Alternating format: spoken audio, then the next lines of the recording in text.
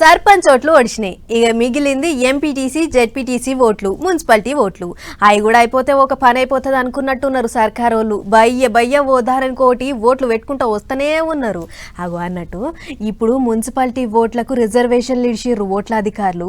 గా రిజర్వేషన్ల సంగతి ఏందో అరుచుకొని వద్దాం పారో సార్. రైట్, ఇక తెలంగాణ మున్సిపాలిటీ ఓట్లకు రిజర్వేషన్ కూడా వచ్చింది.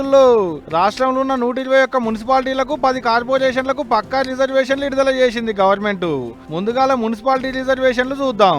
జనరల్ 30, జనరల్ మహిళ 31, బీసీ జనరల్ 19, బీసీ మహిళ 19, ఎస్సీ జనరల్ 9, ఎస్సీ మహిళ 8, ఎస్టీ జనరల్ 3, ఎస్టీ మహిళలకు 2 చోట్ల కార్పొరేటర్లు అయ్యేటి భాగ్యం దొరికింది ఈ పారికి.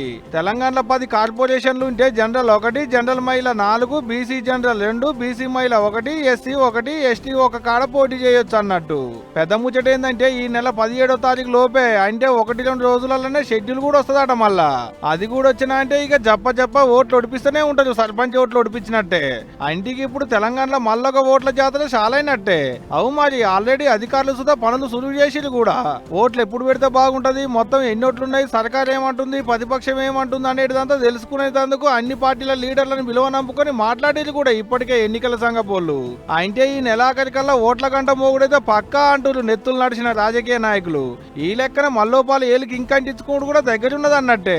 అటు అన్ని పార్టీలు కూడా ఇదే పనులు ఉన్నాయి. మున్సిపాలిటీ ఓట్లలో ఎట్టన్నా ఎక్కువ సీట్లు గెలవాలని కాళ్లకు గిరికలు కట్టుకున్నట్టే తిరుగుతున్నారు 3 పార్టీల లీడర్లు. ఇక నెరీ కార్ పార్టీ వాళ్ళు అయితే సర్పంచుల సన్మానం పేరుతో రోజుకో జిల్లాకు పోతూనే ఉన్నారు, మున్సిపాలిటీ ప్రచారం చేసుకుంటూనే ఉన్నారు. ఎవ్వరు తగ్గుతలేరబ్బా. ఇక రేపు షెడ్యూల్ కూడా వచ్చినా అంటే ఓట్ల పండుగ జోరు ఉంటది రాష్ట్రంలో. 2 వద్దులు అటో ఇటో గానీ మున్సిపాలిటీలలో ఓట్లు వచ్చుడైతే పక్కా. కార్పొరేటర్, కౌన్సిలర్ కావాలనేది కాయసున్నోళ్ళు పార్టీ టికెట్లు పట్టేటి పనులుండు ఇక.